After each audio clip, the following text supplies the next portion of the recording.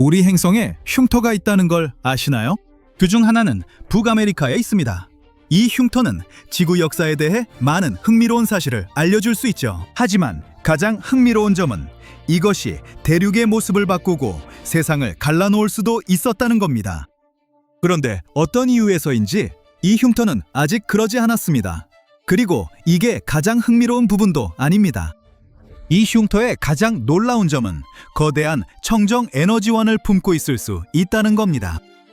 자, 캔자스로 가서 그게 뭔지 알아봅시다. 약 11억 년 전, 현재 미국 중서부 지역에 거대한 균열이 형성되었습니다. 이름은 브로큰 하트입니다. 이 거대한 틈은 굳은 마그마로 채워져 있고 멀리서 보면 진짜 흉터처럼 보입니다. 어떻게 생긴 걸까요? 브로큰 하트는 고대 열곡으로 지각의 길쭉한 골짜기를 만드는 거대한 지질학적 단층이었습니다. 지각판이 서로 멀어지면서 생겨났습니다. 마치 조각 맞추기 퍼즐이 갑자기 분리되기 시작한 것과 같습니다. 그 순간 수천 톤, 심지어 수백만 톤의 마그마가 지구 깊은 곳에서 쏟아져 나왔습니다. 그 사건은 약 10만 년 동안 지속된 진정한 종말처럼 보였습니다. 그러다 멈췄고 과학자들은 그 이유를 모릅니다. 만약 균열 과정이 더 오래 지속됐다면 북아메리카 대륙은 오늘날 다르게 생겼거나 아예 존재하지 않았을 겁니다. 현재 이 단층은 캔자스에서 북쪽 슈피리어 호까지 그리고 남쪽 미시간까지 뻗어 있는 거대한 말굽 모양입니다. 하지만 일부 연구에 따르면 단층이 더 크고 남쪽으로 더 뻗어 있을 수 있습니다. 그리고 단층의 너비는 홍해의 너비와 맞먹을 수도 있습니다. 균열이 멈춘 후 계곡 전체가 언덕과 나무로 덮였습니다. 단층 자체가 두꺼운 퇴적암층으로 덮여 있어서 추적하기가 상당히 어렵습니다. 균열의 가장 눈에 띄는 부분은 슈피리어호 지역에 있습니다. 지금은 모든 것이 평온하고 아름다워 보입니다. 하지만 과거에는 용암 분수와 강, 지진, 행성 규모의 끓는 가마솥이 있었습니다. 남은 것은 현무암 퇴적물 뿐입니다. 식은 용암에서 형성된 어둡고 단단한 암석이죠. 현무암이 너무 많아서 그 무게가 계곡을 지각 깊숙이 밀어넣었습니다. 분출과 균열이 멈춘 후에도 이 퇴적물의 거대한 질량 때문에 계곡은 계속 가라앉았습니다. 그 후 계곡 양쪽의 거대한 지각 부분이 수축하기 시작했고 퍼즐 조각들이 서서히 다시 맞춰지기 시작했습니다. 이로 인해 화산물질이 대규모로 위로 분출되었고 현무암과 함께 구리 광석이 계곡에 나타났습니다. 사람들은 20세기 말까지 약 8,000년 동안 이 구리를 채굴했습니다. 구리 광산은 결국 폐쇄되었지만 이제 산업이 다시 살아나는 것 같습니다. 하지만 브로큰 하트가 구리 매장량 때문에만 사람들의 관심을 끄는 건 아닙니다. 우리 문명에 더 귀중하고 유용한 무언가를 품고 있습니다.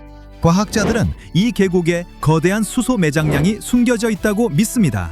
이 물질은 우리가 더 깨끗하고 저렴하며 더 효율적인 에너지원으로 전환하는 데 도움이 될 수 있습니다.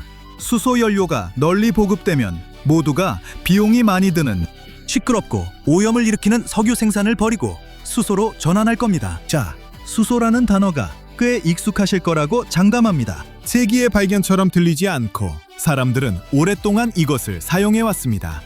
한편으로는 맞습니다. 하지만 완전히는 아닙니다. 인류가 생산하는 수소의 90%는 화학산업의 원료로 사용됩니다. 수소는 비료용 암모니아, 연료와 용매용 메탄올 생산, 그리고 원유 정제에 사용됩니다.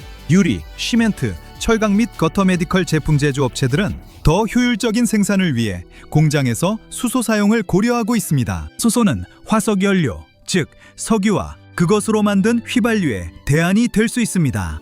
자동차, 선박, 기차, 비행기, 발전소, 이 모든 것이 곧 수소로 전환될 수 있습니다. 그렇게 되면 생산이 더 저렴해지고 자연에 좋아집니다. 하지만 이건 개방된 수소 공급원을 찾아야만 가능합니다.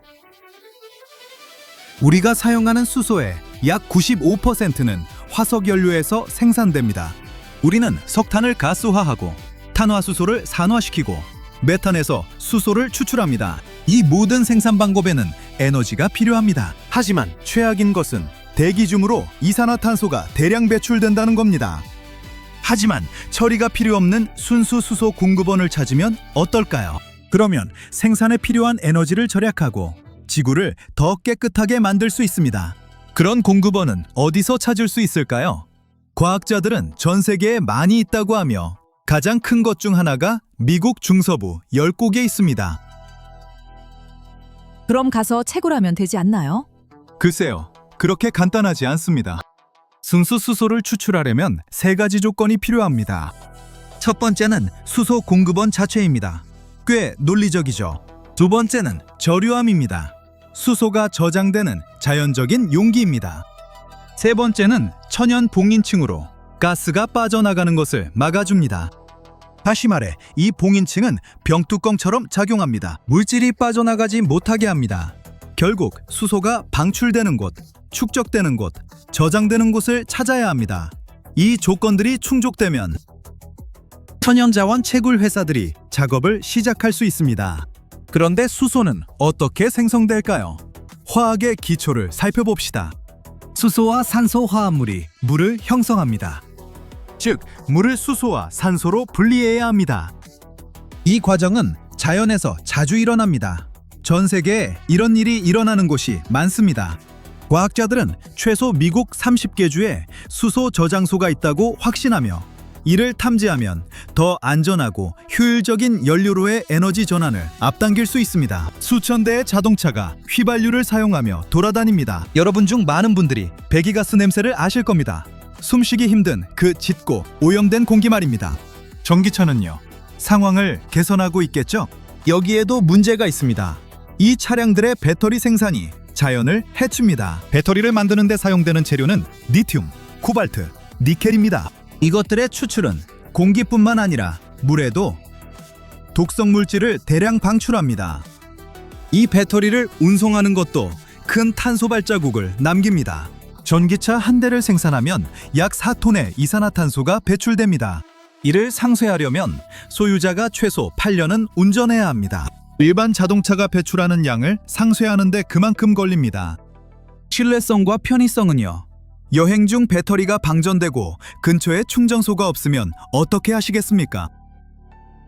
이 문제는 전기차의 인기가 높아지면서 미래에 해결될 겁니다.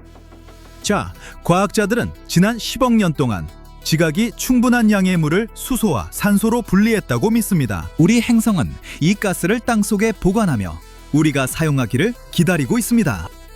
회산에 따르면 우리 문명의 모든 기술과 생산 능력을 고려해도 지구 내부의 수소 매장량은 17만 년 동안 에너지를 공급하기에 충분합니다. 그래서 캔자스의 거대한 균열이 전 세계의 과학자들을 끌어들이는 겁니다.